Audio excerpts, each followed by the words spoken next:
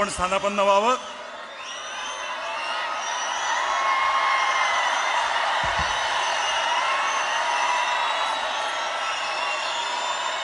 गेल्या काही वर्षात जरा थोडंसं माझं ऐकून घ्या.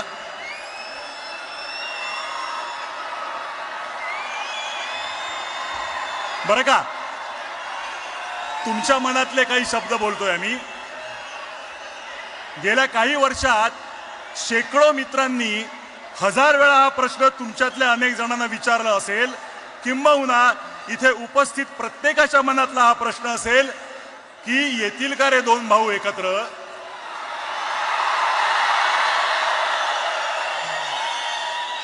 कोणी दोघांशी बोलून होईल का हो काही. पण असं दुसऱ्या तिसऱ्याने बोलून ऐकणार असतील तर ते ठाकरे कसले. त्यांना स्वतःला पटलं तरच ते ती गोष्ट करणार, आणि त्यांना पटणारं एका मंचावर आणणारं एक निमित्त घडलं.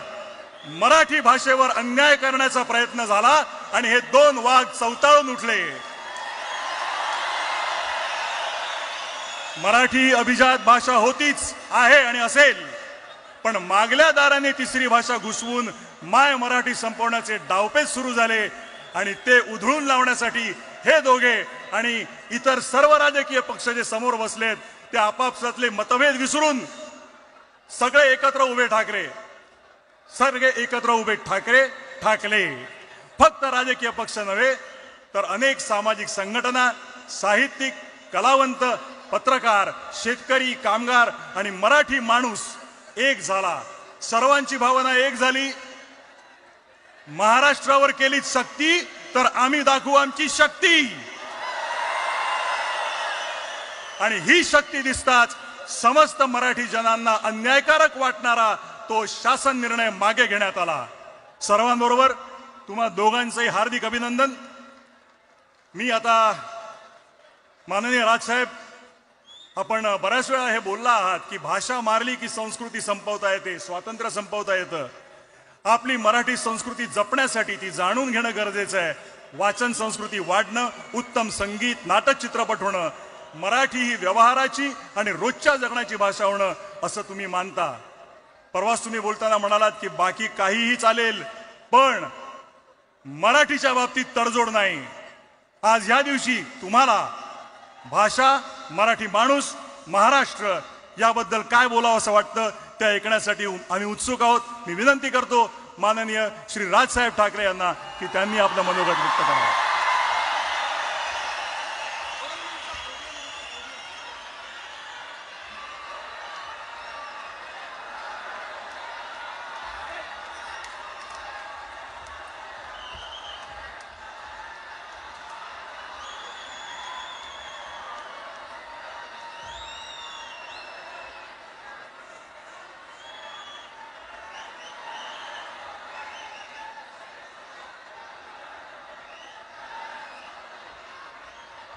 Check.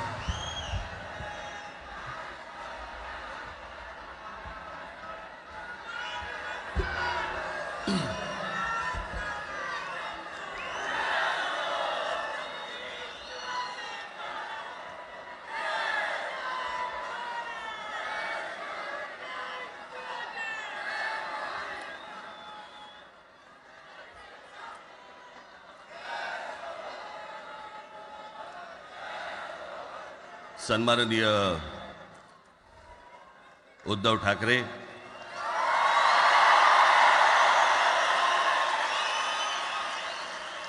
आणि माझ्या जमलेल्या सर्व तमाम मराठी बांधवांनो, भगिनींनो आणि मातांनो,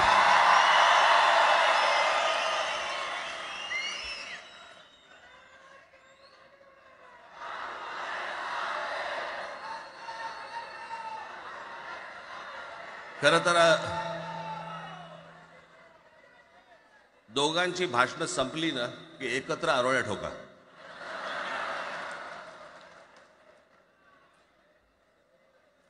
खरं तर आज मोर्चा निघायला पाहिजे होता.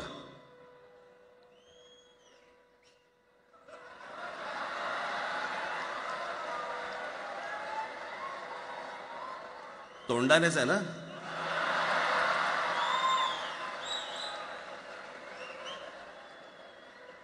बस बस. मोर्चा खरं तर निघायला पाहिजे होता.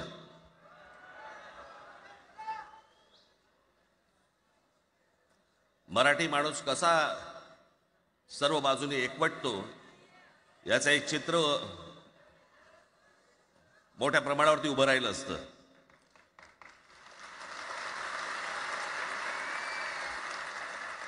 पण नुसत्या मोर्चाच्या चर्चेनेच माघार घ्यावी लागली.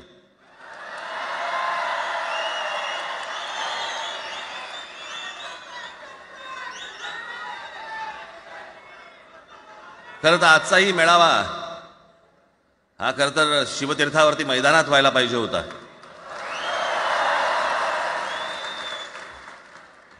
मैदान ओसंडून वाहिलं असतं अख्खं. पण पाऊस आहे, पावसामध्ये सगळ्या ठिकाणी अशा प्रकारचे काही जागा मिळत नाहीत फारशा मुंबईमध्ये. आणि म्हणून आज तुम्हाला सर्वांना इथे यावं लागलं. मी बाहेर जे उभे आहेत त्यांची मी दिलगिरी व्यक्त करतो की त्यांना आतमध्ये येता नाही आलं. परंतु आता काय स्क्रीनवरती आटपा.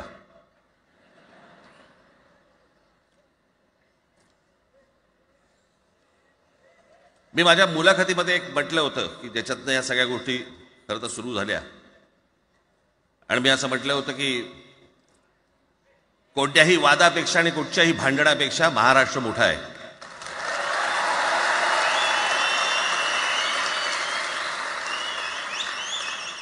आज जवळपास 20 वर्षानंतर मी आणि उद्धव आम्ही एका व्यासपीठावरती आज येतो आहोत.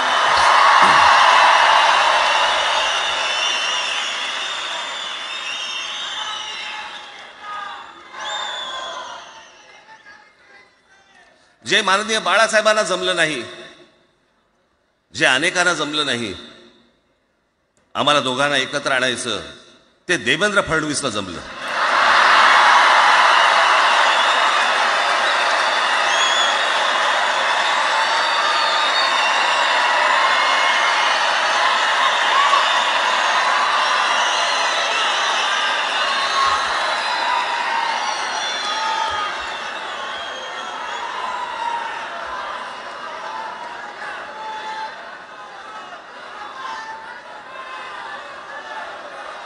आता बऱ्याच सगळे चॅनल्सचे सगळे कॅमेरे तिकडे लागले, तिकडे लागले, इकडे लागलेत. आता संध्याकाळी सगळं सुरू होईल. आता काय वाटतं, काय दोघांची बॉडी लँग्वेज कशी होती? कोणी कमी हसलं का, कोणी जास्ती हसलं का, कोणी बोलतायत का?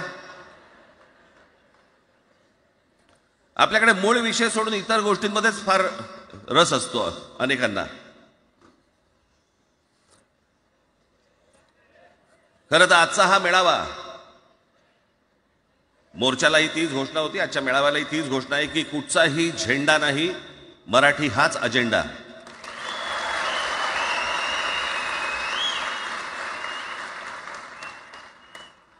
माझ्या मराठीकडे, माझ्या महाराष्ट्राकडे वेडावाकड्या नजरेने पाहायचं नाही कोणी.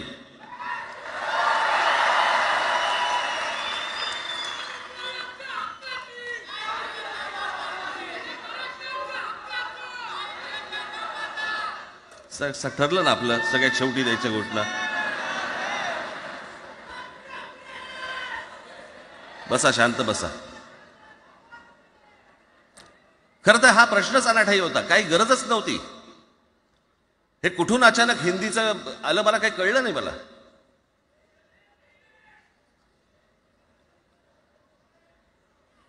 आणि हिंदी कशासाठी? हिंदी कोणासाठी? हिंदी त्या लहान लहान मुलांवरती जबरदस्ती करताय तुम्ही.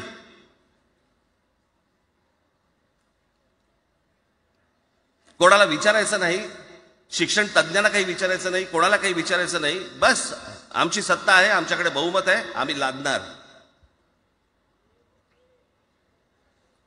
तुमच्या हातात सत्ता असेल ती विधान भवनात,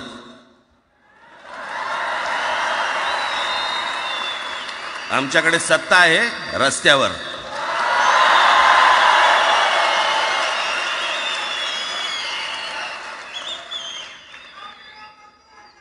एक पत्र लिहिलं, 2 पत्र लिहिली, नंतर ते दादा भुसे माझ्याकडे आले. मला म्हणाले की आम्ही काय म्हणतो एवढं समजून तर घ्या, एवढं काय म्हणतो एवढं ऐकून तर घ्या. म्हटलं दादा तुम्हाला एक गोष्ट सांगतो, तुम्ही काय सांगता ते ऐकून घेईन पण ऐकणार नाही.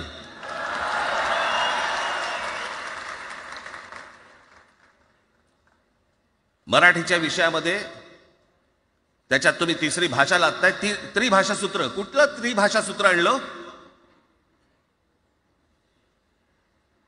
त्रिभाषा सूत्र ज्या वेळेला आलं ते फक्त सेंट्रल गव्हर्नमेंट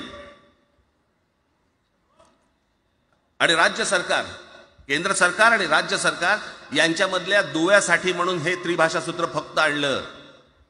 आज कोर्टातही नाही, तुम्ही हायकोर्टात जा, सुप्रीम कोर्टात जा, इंग्रजीमध्ये सगळ्या गोष्टी होतात. कुठे आहे त्रिभाषा सूत्र?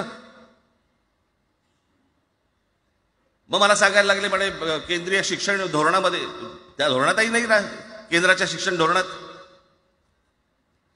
इतर कोणत्या राज्यातही नाही.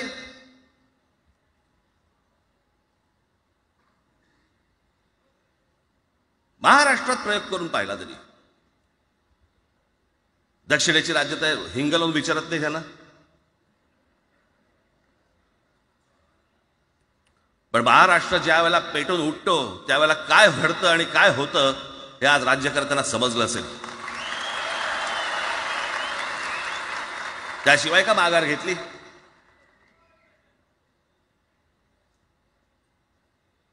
विनाकारण आणलेला विषय होता. मी त्याशी त्या भोसेला सांगितलं, म्हटलं मला सांगा उत्तर प्रदेश, बिहार, राजस्थान, मध्य प्रदेश कोणती तिसरी भाषा आणणार आहे? खरं तर आणली पाहिजे.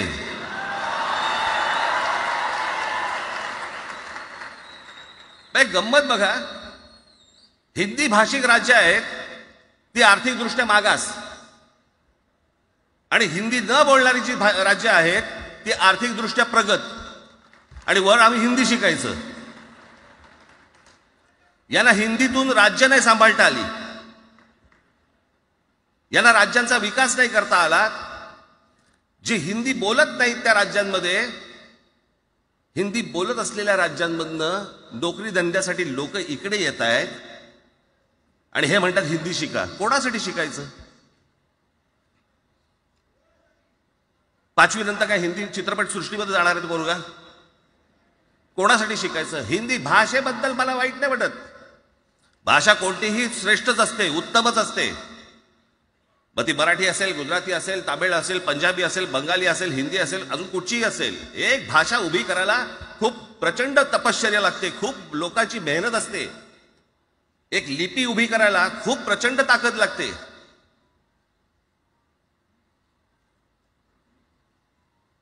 अशाच भाषा काय उभ्या राहत नसतात.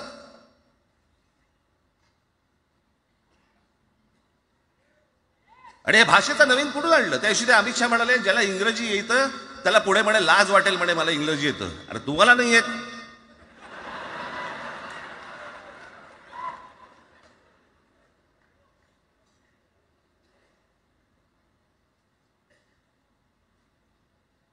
या संपूर्ण हिंद प्रांतावरती 125 वर्ष, 1400 वर्ष मराठ्यांनी राज्य केलं. 1400 वर्ष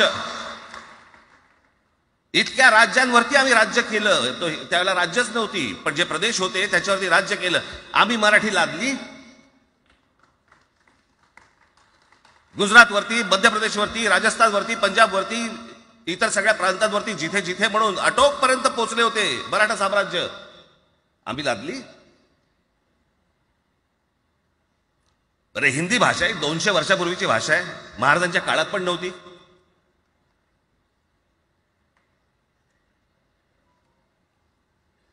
कशासाठी आणि कोणासाठी आणि काय करायचे नेमकं?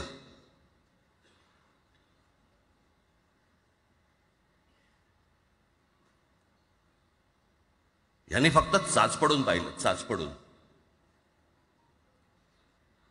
मुंबई स्वतंत्र करता येते का याच्यासाठी अगोदर जरा थोडंसं भाषेला डिवचून बघू. महाराष्ट्र शांत राहिला तर पुढे ते पाऊल टाकू.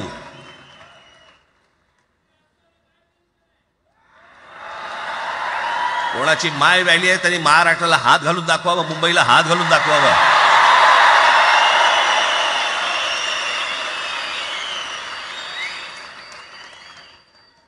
काय मजाक वाटला काय? आम्ही शांत आहोत याचा अर्थ गांडू नाही आहोत.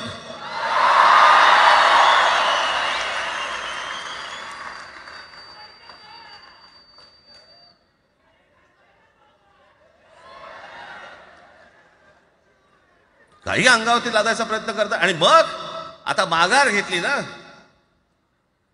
मग माघार घेतली त्याचं काय करायचं? मग वेगळ्या ठिकाणी वळवा सगळं प्रकरण. वेगळ्या ठिकाणी म्हणजे कुठे? ठाकरेंची मुलं इंग्रजी मीडियम मध्ये शिकली, बरं, मग पुढे म्हणजे दादा भुसे मराठी मीडियम मध्ये शिकून शिक्षण मंत्री झाले, देवेंद्र फडणवीस इंग्रजी मीडियम मध्ये शिकून मुख्यमंत्री झाले.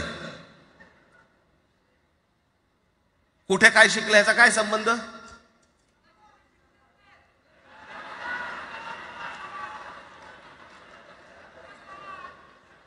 अहो, कोणाकोणाची मुलं इथे परदेशामध्ये शिकतायत, याद्या आहेत आमच्याकडे. त्याचं काय करणार आहात तुम्ही? आणि त्याच्यातल्या त्याच्यात मंत्रिमंडळातल्या एक एक मंत्र्याचं हिंदी आहे का? फेफरं येईल, फेफरं.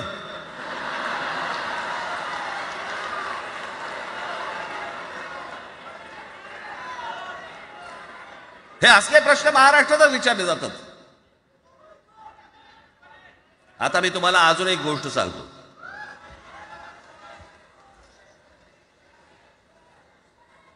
आम्ही मराठी मीडियम मध्ये शिकलो, हो शिकलो. आमची मुलं इंग्रजी मीडियम मध्ये शिकली, हो शिकली. मग याच्यावरती तुम्ही प्रश्न काय उपस्थित केला? ह्यांना मराठीचा पुळका कसा? हे इंग्रजी मीडियम मध्ये टाकतात. बरं, सन्माननीय माननीय बाळासाहेब ठाकरे आणि माझे वडील श्रीकांत ठाकरे हे इंग्रजी मीडियम मध्ये शिकलेले आहेत. या दोघांवरती तुम्ही मराठीबद्दल शंका घेऊ शकता का?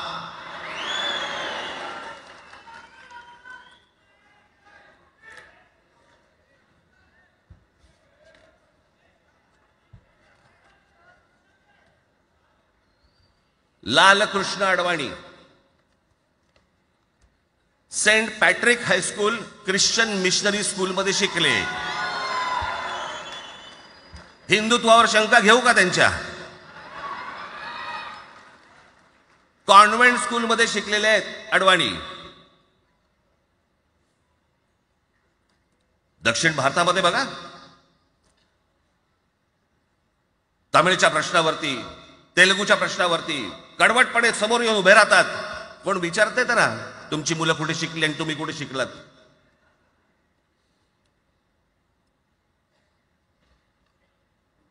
उद्या मी हिब्रू भाषेत शिकीन आणि मराठीपणाचा कडवट अभिमान बाळगीन. काय प्रॉब्लेम आहे?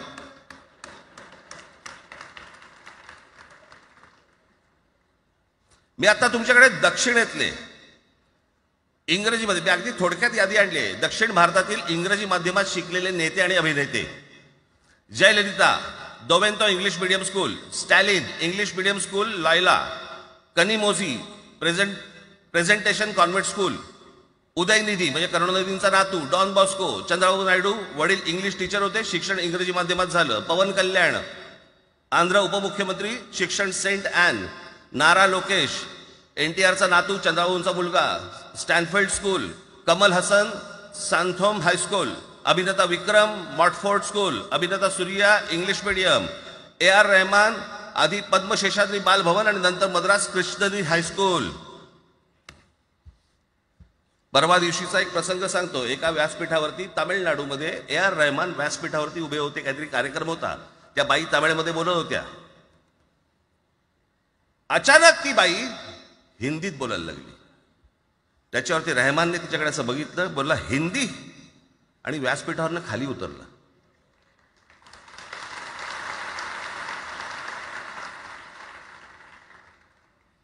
तुमचा कडवटपणा हे तुम्ही शिक्षण कुठे घेतले याच्यावरती नसतो, तो कडवटपणा तुमच्या आतमध्ये असावा लागतो. म्हणजे बाळासाहेब इंग्रजी मीडियम मध्ये शिकले, इंग्रजी वर्तमानपत्रामध्ये व्यंगचित्र काढायचे, पण मराठीचा अभिमान याच्या बाबतीत कधी तडजोड नाही केली.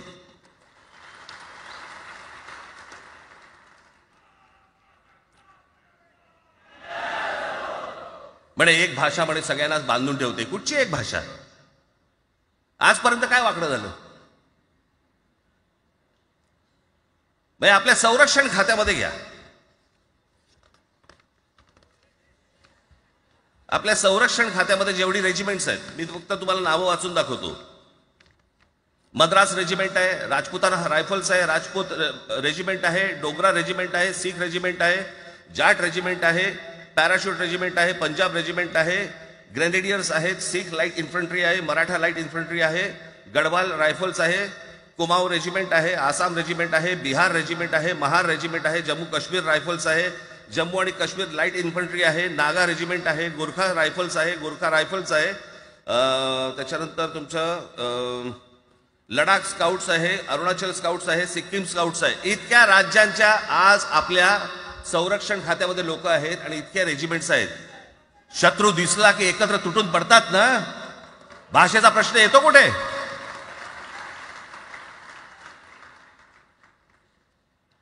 या देशामध्ये जेव्हा भाषावार प्रांतरचना झाली तीच या गोष्टींसाठी झाली ना, की प्रत्येक भाग तसे भाषांचे होते म्हणून. मग या सगळ्या गोष्टी का सुरू केल्यात तुम्ही? कशासाठी सुरू केल्यात? काय याच्या मागचं राजकारण? आत्ता सांगून ठेवतो. आज तुम्ही सगळेजण मराठी म्हणून एकत्र आलात. आज महाराष्ट्रामधला तमाम मराठी आज मराठी म्हणून एकत्र आला. टाळ्या वाजू नका. मी काय सांगतोय नीट ऐका. याचा पुढचं राजकारण ह्यांचं पुन्हा तुम्हाला जातीमध्ये विभागायला सुरुवात करतील. पुन्हा हे जातीचं कार्ड खेळायला सुरुवात करणार. मराठी म्हणून तुम्हाला कधी एकत्र येऊ देणार नाहीत. हे जातीपातीमध्ये विभागायला सुरुवात करतील. आता हे सुरू केलं. काल कोणीतरी ते व्यापाऱ्याच्या कानफडीत मारली मीरा भाईंदरला. त्याच्या काय इथे लिहिलं होतं काय गुजराती?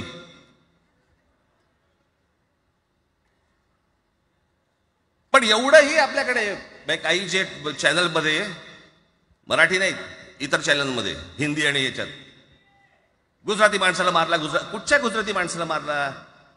बाचाबाचीमध्ये समोरचा गुजराती निघाला, इकडचा मराठी निघाला. त्याच्यामध्ये काय गुजरात्यानं मारलं का? केवढे व्यापारी आहेत.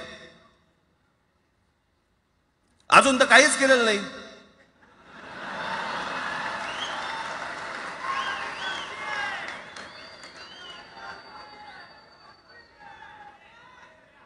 अर्थात त्यांना मराठी आली पाहिजे याच्याबद्दल वाद नाही. विनाकारण उठसूट काय मारामारी करायची गरज नाही आणि मारायची गरज नाही. पण जर जास्ती नाटकं केली तर कानाखाली आवाज काढलाच पाहिजे तुम्ही. पण चूक त्यांची असली पाहिजे. आणि एका गोष्टीचं लक्षात ठेवा, अशी कधी गोष्ट कराल त्याचे व्हिडिओ काढू नका.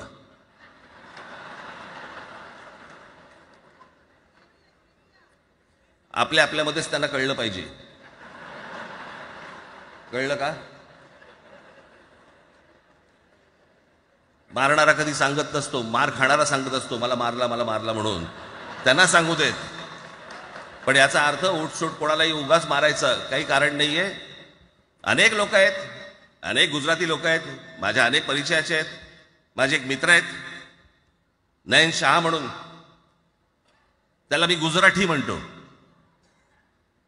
तुमचा विश्वास बसणार नाही इतकं अप्रतिम मराठी तर बोलतोच. विनोदाचंही अंग आहे. आणि शिवाजी पार्क मैदानामध्ये फिरताना कानाला हेडफोन लावून पु ल देशपांडे ऐकणारा गुजराती आहे.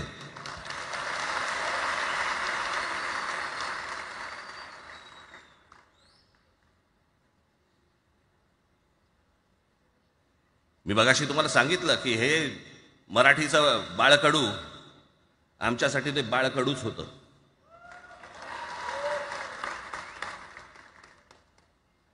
मी मागे एक प्रसंग सांगितला होता, आज मुद्दामून तो प्रसंग सांगतो आपल्याला की हे आमच्या धमन्यांमध्ये आलं कुठून. मी एवढा महाराष्ट्रासाठी मराठीसाठी कडवट का झालो. लहानपणापासूनचे अनेक प्रसंग आहेत माननीय बाळासाहेबांबरोबरचे. पण मी एक प्रसंग कधीही विसरणार नाही, आणि तो 1999 सालचा आहे. त्या 1999 साली शिवसेना भारतीय जनता पक्षाची युती सरकार येणार नाही अशी परिस्थिती होती.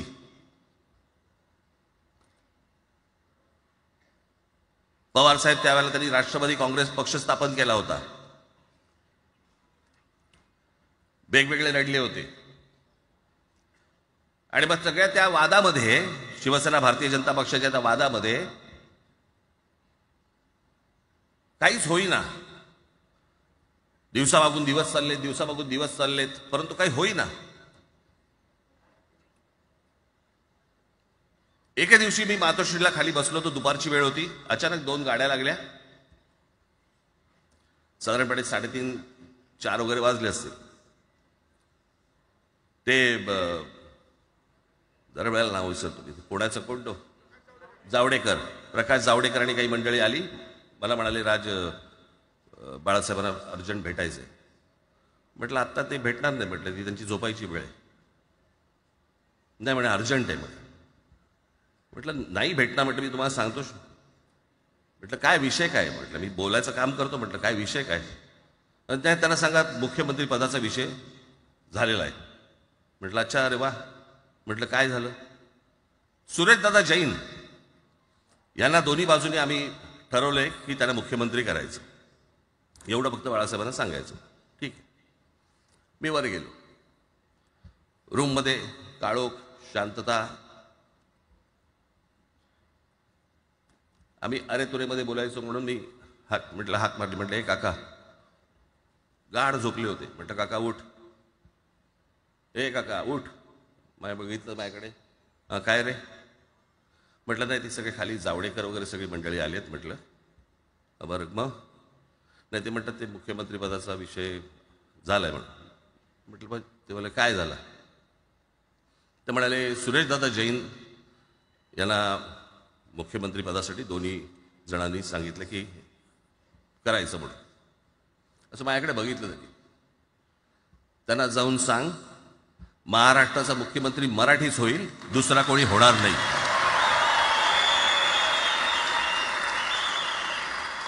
मराठी या एका विषयासाठी मला तिकडे कळलं की या माणसाने सत्तेवर लाथ मारली.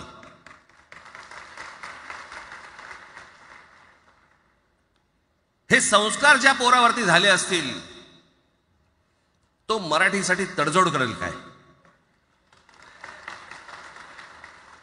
बाकी सगळ्या युत्या आघाड्या सगळ्या कुठच्याही गोष्टी होत राहतील. महाराष्ट्र, मराठी माणूस, मराठी भाषा याच्यावर तडजोड होणार नाही. कोणत्याही परिस्थितीत होणार नाही. याच्या पुढे देखील तुम्ही सर्वांनी सावध असणं पण गरजेचं आहे आणि सतर्क असणं पण तेवढंच गरजेचं आहे. पुढे पुढे काय काय गोष्टी घडतील, काय काय गोष्टी होतील कल्पना नाही. परंतु मला असं वाटतं की ही मराठीसाठीची एकजूट ही कायम राहावी आणि महाराष्ट्रामध्ये माननीय बाळासाहेबांचं जे स्वप्न होतं ते पुन्हा साकारावं अशी एक आशा, अपेक्षा आणि इच्छा व्यक्त करतो आणि आपल्या सर्वांची मी रजा घेतो. धन्यवाद. जय हिंद, जय महाराष्ट्र. धन्यवाद राजसाहेब. मलाही सांगा, आपल्या सगळ्यांपेक्षा आज जास्त आनंदी कोण झालं असतं? आपल्या सगळ्यांपेक्षा आज जास्त आनंदी कोण झालं असतं?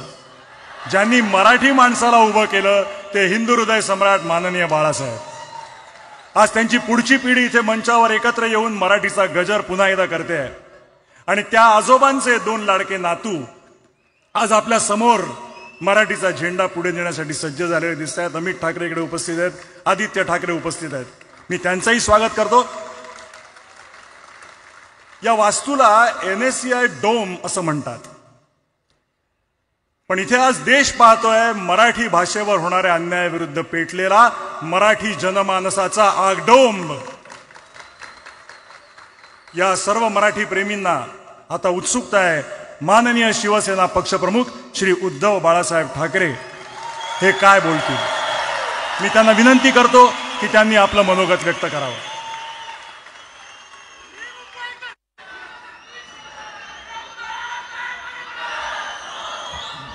त्या बातम्या आहेत.